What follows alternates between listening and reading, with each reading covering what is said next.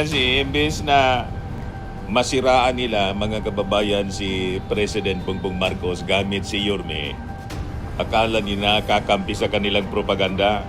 Ayon, lalong pumugi yung ating Pangulong Bongbong Marcos. Kasi pinori ni Yorme, lalo pang pumugi yung ating Pangulo.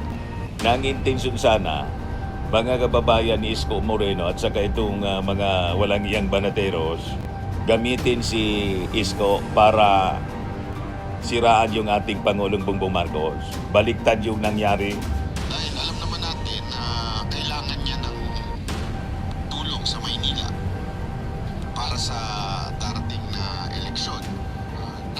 Darating na eleksyon, natapos na yung eleksyon at hindi man kandidato yung ating Pangulo. Lalo na itong programa niyo, Vox Populi. We need a lot of help sa Nagpapagang mga balita at pagtalakay sa mga isyu ng lipunan. Bulsa! Opinyon, banat at paglalantad sa katotohanan. Bulsa! What you see is what you get. You decide. Ito po mga kababayan, si Dante Maravillas. Pahiya si Banat Bay kay Yorme Isko Moreno kahapon. O kapon ba yun, no? The other day. In-interview si Yorme, in-invite sa SMNI sa kanilang programa. Alam natin yung intensyon, mga kababayan. Gusto nilang gamitin si Yorme Isko Moreno sa kanilang propaganda laban sa ating Pangulong Bongbong Marcos. Nag-backfire pa. Kasi imbes na masiraan nila mga kababayan si President Bongbong Marcos gamit si Yorme, akala nila kakampi sa kanilang propaganda. Ayon, lalong pumugi yung ating Pangulong Bongbong Marcos. Kasi pinori ni Yorme. At sabi ni Yorme, hindi daw siya naniniwala na may kasalanan yung ating Pangulong Bongbong Marcos sa isyu ng flood control scandal. Di ba ang pinapalabas mga kababayan ng kampo ng mga Duterte, ang propaganda narrative nila na yung ating Pangulong Bongbong Marcos mismo, ang mastermind, pati si Martin Romualdez, sa flood control scandal. Ayon, bukya, mga kababayan, yung propaganda ni Banat Bay. Ayan mga kababayan, sabi ni Yorme, walang kasalanan si PBBM sa flood control anomaly. Bukya na bukya, mga kababayan, yung propaganda. Basag na basag yung propaganda ni Banat Bay, mga kababayan. So palpal sa mismo programa nila sa SMNI. Dito sa balita, naniniwala si Isko Moreno na wala pang dapat iparatang na pananagutan kay Pangulong Ferdinand Marcos Jr. kaugnay ng issue sa mga anomalya sa flood control. Sa isang interview, ginit ni Moreno na malagang pairalin ang due process. Correct. Sabi nga natin mga kababayan, yung mismo ng ating Pangulong Bongbong Marcos ang nagsiwalat sa mga anomalya. Ipilit nilang sinasabit mga kababayan yung ating Pangulong Bongbong Marcos. Sabi natin, malabo po. Hindi magpapaimbestiga yung ating Pangulo kung mismo siya yung sabit. Kaya sabi ni Isko, wala akong nakikitang ebidensya para idiin ang Pangulo. Dagdag pa ni Moreno, dapat maging maingat ang publiko sa pagbibigay ng akusasyon upang maiwasan ang pagkalat ng maling impormasyon at mapanatili ang integridad ng mga institusyon. Durog na durog mga kababayan yung propaganda ni Banat Bay. Napahiya yung mga walang iyang banateros. At sabi mga kababayan niya, Isko Moreno, I think niya si PBBM is doing a good job. Pinori pa mga kababayan ni Isko Moreno kasi naman ang daming ginawang tulong ng ating Pangulong Bongbong Marcos sa mga taga-Maynila. Di ba? Ikitang-kita yon, lalo yung mga distribution ng mga ayuda at lahat ng mga programa. Siyempre, unahin niya ng ating Pangulong Bongbong Marcos. Ang Manila mismo ang seat of the government at saka yung Maynila ang host ng Palasyo Malacanang. Yun mismo mga kababayan ang sabi ni Yorme sa interview ni Banat Bay. Lalo pang pumugi yung ating Pangulo. Na ang intensyon sana, mga kababayan ni Isko Moreno at saka itong mga walang iyang banateros, gamitin si Isko para siraan yung ating Pangulong Bongbong Marcos. Baliktad yung nangyari. Sabi dito sa balita, Yorme Isko Moreno, sinabing maganda ang nakikita niyang trabaho ni PBBM pagdating sa paglaban sa korupsyon. naniniwala si Manila City Mayor Isko Moreno na maayos ang nagiging trabaho ng ating Pangulong Marcos Jr. Kasama na rito ang pag-asikaso sa anomalya sa flood control. Sa isang interview, sinabi ni Moreno na gumagalawan niya talaga ngayon ang gobyerno para labanan ang mga ilegalidad at aktibidad. Ngunit sinabi ng alkalde, maaari pang mapaganda ni Marcos Jr. ang ginagawa nito kung makakahuli ito ng malalaking isda na sangkot sa korupsyon. Ang tingin ko, inaasahan ngayon, hula ko lang naman ito ha, baka naghahanap pa ang taong bayan ng iba pang isda na dapat nakalawit yung mapapanagotan niya. Sabi po ni Isko Moreno. Ito yung interview ni Banat Bay, pakinggan po ninyo. Ang issue kasi ito yung pinupukol sa iba na kaya daw may ganyang ginagawa si Marcos sa inyong lugar. Dahil alam naman natin na kailangan niya ng tulong sa Maynila para sa darating na eleksyon. Actually, Darating na eleksyon, natapos na yung eleksyon at hindi man kandidato yung ating Pangulo. Lalo na ito programa niyo, Vox Populi. We need a lot of help sa city government. Especially ako, 2 milyon yung obligasyon. 2 milyon bibigyan. And it's crisis. So it's really the other way. When I say any, immaterial who they are, any person, any individual, private. Tama si Isko Moreno. Talagang manisakripisyo niya yung interes mga kababayan ng mga taga Maynila dahil sa politika. Yung politika po tapos na eh. Di ba sabi po ni Yorme, kung may dapatan niya na maging ampalaya, ako yun. Kasi niya natalo ako. 2 million lang niya yung nakuha ko. Kailangan niya tapos na yung eleksyon. We have to respect the 30 million Filipinos na bumoto sa ating Pangulong Bongbong Marcos. Demokrasya tayo. At tatanggapin ko niya ang lahat ng tulong. Kasi krisis tayo. Yung mga Duterte, mga kababayan, hindi makamove on kung sino pa yung kayo ni Tim. Diba? Sabi ko nga, lahat ng naging kalaban ng ating Pangulong Bongbong Marcos during the presidential election 2022, lahat na mga kababayan ay sumusuporta sa ating Pangulong Bongbong Marcos. Una si Ping Lacson, tumakbo na Pangulo, kalaban ng ating Pangulo, pero noong 2025, kasama sa alyansa, tumakbong senador. Ganon din si Manny Pacquiao. Si Leni Robredo, ganon din. Si Isko Moreno, ganon din. Yung kayo ni Tim, mga kababayan, si Sara, nananalo dahil po sa boto ng mga Marcos loyalist, kaya 32 million siya. 31 million mga Marcos supporters. Hindi napagbigyan yung mga gusto niya. Sumama yung loob.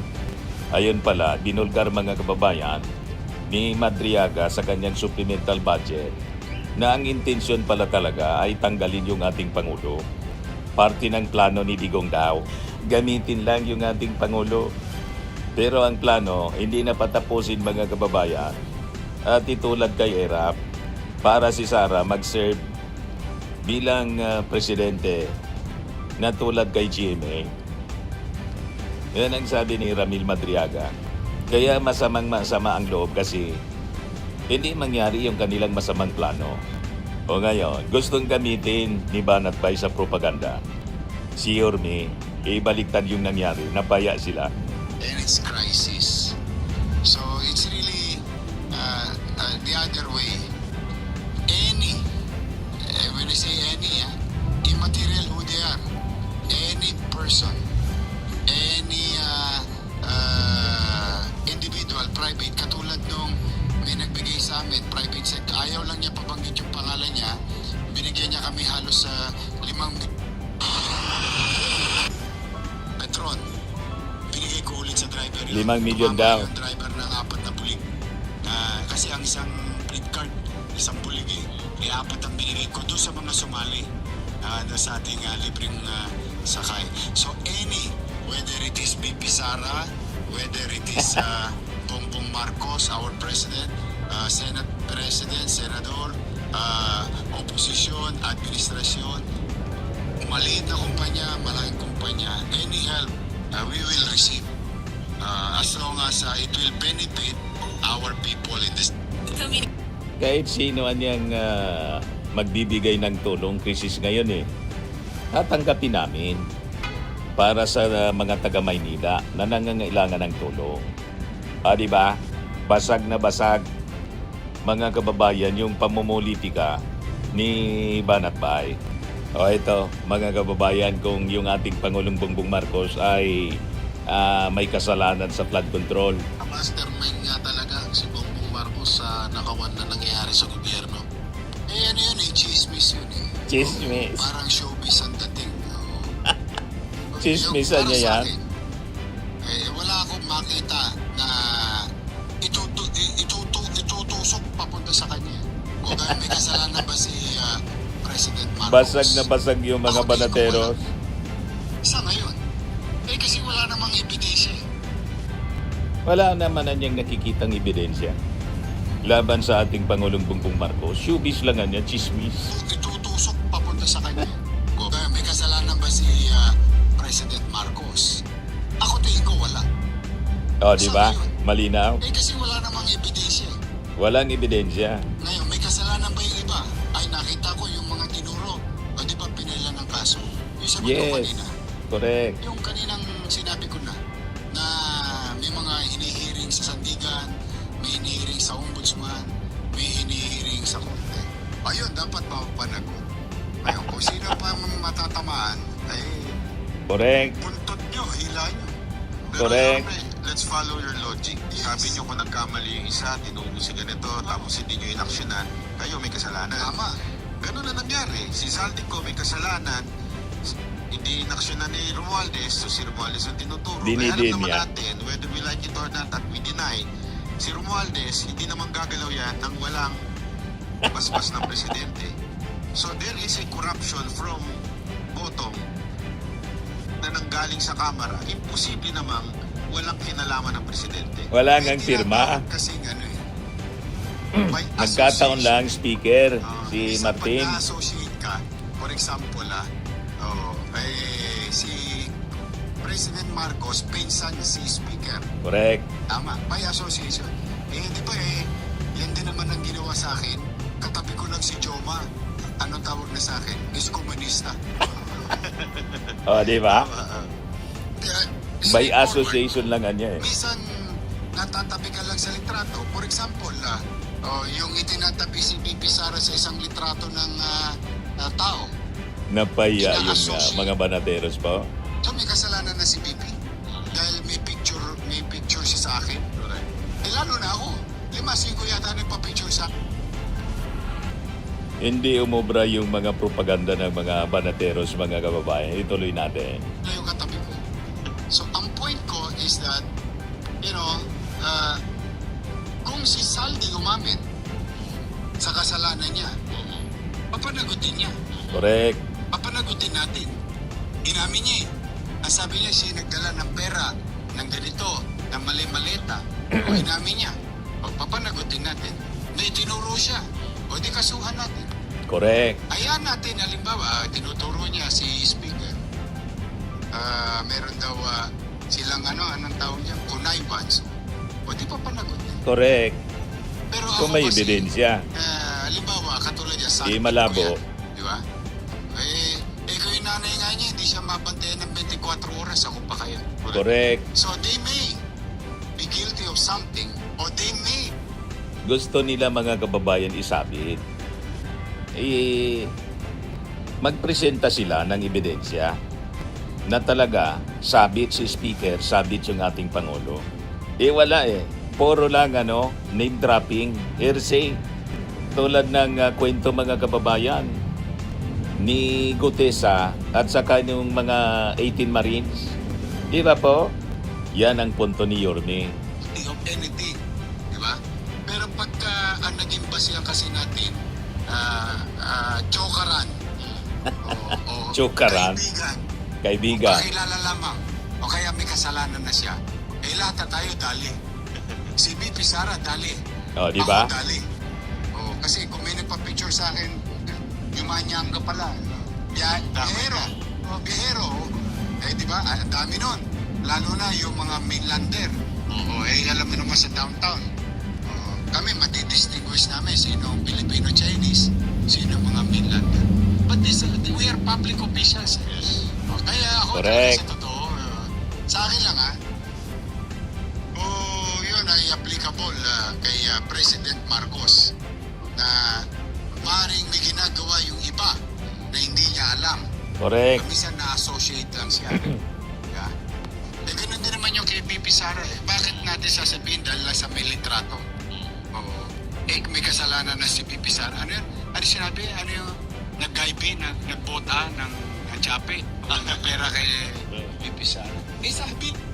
Kaya ang dapat mga kababayan talaga, si Sara Duterte, ina-accuse siya, umarap dapat si Sara Duterte mga kababayan sa impeachment trial. Doon pa lang sa hearing sa Congress, dapat umarap siya kung hindi siya guilty, kung wala siyang kasalanan. Just like po si Martin Romualdez, tinatawag ng ICI. Umarap si Martin Romualdez, hindi nagtatago. Si Saldico nagtatago eh. Kung walang kasalanan si Saldico, dapat umarap siya. Ganon din si Harry Roque. Kasi nga po, flight is an indication of guilt. Pag umiwas ka sa investigasyon, yun ang ibig sabihin yan. Guilty ka kasi kaya umiiwas ka. Yung Marcos Romualdez never pong umiwas sa investigasyon kahit yung kanyang tatay noon. Di ba? Sabi nga natin, napakaraming ill-gotten wealth cases na final sa Marcos family. Pati yung tatay ni Martin Romualdez, si Cocoy Romualdez, hindi sila tumakas. Hindi sila umiwas, hinarap nila yung kaso. At yung mga kasong yon, lahat po na basura ng sandigan. Local and foreign courts sa Swiss Bank, di ba? May mga kaso sila doon. Si Mrs. Imelda Marcos sa New York, the trial of the century. Inarap nila, hindi tumakas. Si Sara, hearing pa lang sa Congress mga kababayan, ayaw na niyang harapin. O di ba? At yung mga witnesses sinisiraan, harapin niya si Madriaga. Yung mga akusasyon ni Madriaga, kung hindi totoo yun. Ganon lang naman mga kababayan. Ituloy natin yung propaganda ni Banat Bay at yung mga banaderos na hindi umubra kay Yorme. Diba? So yung akin, kaya ang pinakamabisa sa ating mga Pilipino, ito naman, in conclusion, ako naman ito lang, para hindi tayo naliligaw at hindi pumapait ang buhay natin. Kasi minsan, nakakainis talaga yan. Dahil nakakakusyo, may hirap na nga. Tapos ito papalitang naabutan mo, di ba? Tira dito, tira doon, point A to point B, 90 million. Nung hindi na-discover, point B to point A, 90 million ulit. Nung mabibisto na, ginawa pa ulit point A to point B. Pag iniisip mo yun, talagang mabubisit ka at gusto mong ilagong. Lahat na kayo, may kasalanan. Lahat kayo, walang yak. Yan na. Kala ko, tapos ang panlinis. Di ba noon? Yung susunod na henerasyon. Kapag hindi tayo naging mainam na papanagutin yung tunay na may sala at Correct. ilalagom na lang natin sila dahil sa politika o away sa politika. Correct. Wala nang tatamasahing maayos na pamahalaan ang mga anak natin. Doon tayo. So, Yorme, you're not saying na wala nang tatamasahing maayos na pamahalaan ang mga anak natin. Doon tayo. So, Yorme, you're not saying na Umirit pa si Banat Bay. si Presidente Marcos. Ang tanong ko nga hindi ko nga masasabi kung ako, baka mamaya may kumakalawit din sa City Hall. Oh, you see? Nang hindi ko pa alam. I have 20,000 people under my command. At totoo yung sinabi Correct. mo kanina. Lalo Banat, pa yung presidente. Pag may isang nangalawit sa kalsada ron, yung alam, nangutong na lang. Nangutong na lang. Pananagutan ko sa taong bayan yun. Basag mga kababayan yung mga banaderos. Pinapalabas nila na balingting si Yorme kasi sumusuporta na sa ating Pangulong Bongbong Marcos. Sabi niya, hindi niya. Until to di niya, aksyon demokratiko ako. May obligasyon niya ako. And I have to respect. We are democracy niya. I have to respect the 31 million Filipinos na bumoto sa ating Pangulong Bongbong Marcos. Ganon yon. Ano niya mangyayari kung ako mayor ng Maynila, tapos yung Palasyo Malacanang nandyan sa Maynila, tapos hindi ako makikipagtulungan sa ating Pangulo, masasacrifice niya sa politika. Tapos na niya yung politika, masasakripisyo niya sa politika yung interes ng aking mga kababayan. Ganon na kamature mag-isip sa politika itong si Yorme Isko Moreno na gustong gamitin sa maling politika ng mga Duterte. Hindi umobra po. Di ba? Kasi yung 2025, si Sara Duterte pumunta ng Maynila at kasama si Isko Moreno sa kampanya para ipanalo yung mga kandidato ng mga Duterte na kalaban ng mga incumbent congressmen. Di ba? Si Valeriano. Nagalit si Sara at saka si Joel Chua. Si Benny Abante, binigyan nila ng kalaban. Puro talo. Puro talo yung mga manok ni Sara. Kahit sa Antipolo po, yung nilagay nilang kandidato para labanan yung anak ni Ako. Wala po Walang magic si Sara. Hindi niya naipanalo yung mga kandidato. At sabi ko nga mga kababayan, kung si Sara hindi sumakay sa Marcos, kahit si Digong, kung hindi ginamit si Amy Marcos, yung mga Marcos loyalist, hindi siya mananalo bilang Pangulo. Yung mga Duterte, mga kababayan, nanalo dahil sa suporta ng Marcos loyalist. Ginamit nila yung Marcos. Binabaliktad nila yung kwento Sinasabi nila na nanalo yung ating Pangulong Bongbong Marcos dahil sa Duterte. Malabo po. Kung sabi ko na nga mga kababayan, kung naniniwala sila, incumbent si Digong naniniwala silang si Sara mananalo sa pagkapangulo, bakit nag-slide pa sa pagka-vice presidente? Alam nila na hindi mananalo si Sara kung ang maglalaban Bongbong Marcos, Sara Duterte. Kaya yun, plinano nila na mag-slide, then yung intention pala, hindi na patapusin yung ating Pangulo hanggang 2025 lang. Hindi man po nangyari. Kaya masamang-masama yung kanilang loob kasi hindi nangyari yung kanilang masamang plano. Tama pa? O ngayon, yung plano nilang gamitin si Isko para sa propaganda na siraan yung ating Pangulo, hindi din nangyari. Basag. Nag-backfire po. Ayan man lang mga kababayan yung ating short video. Ako po si Dante Maravillas. Bye-bye po. God bless. Sperming and lifting cream, pinapahid po sa mga pulses in affected area. Mainam po sa paninigas ng mga kaso-kasuan. Ito naman po, Automax Radiant Serum. Sa mukha naman yung application. Anti-aging po siya. You will look 10 years younger than your age. Sa mga cancer patients naman po, baka lang gusto ninyo itong itry. Neng siya red mixed fruit drink. Hindi mo po siya gamot, food supplement siya. Kaya lang, gawa siya mga kababayan sa goji berry. Yung goji berry may anti-cancer properties. O ngayon, yung mga inquiries ninyo, dumiritso na lang kayo sa aming messenger sa Facebook para masagot namin agad. Ayos pa? Ayos na ayos niya, Mr. Maravilla. Sa mga nagana po ng malinis and spacious fitness gym, pumunta lang po kayo sa aming Colossal Fitness Gym. May Grab car rental din po kami. But anyway, ito po pala yung aming bagong product na binibenta online. I am worldwide amazing pure organic barley powdered drink mix from Australia. Negosyo to ng aking anak na architect entrepreneur Riz Maravillas. Ayan po. Kontakin na lang po ninyo siya, Riz Maravillas on Facebook. Ang mga health benefits niya, boost immunity, improves digestion, enhance energy levels, packed with antioxidants, prevent cancer. Ito naman po yung bago naming product na binibenta online. Eye Glow Serum, whitening po siya. Tingnan ninyo yung epekto sa aking anak na architect before and now. Yung mga inquiries po ninyo, dumiretso na lang kayo sa kanyang Facebook account, Riz Maravillas.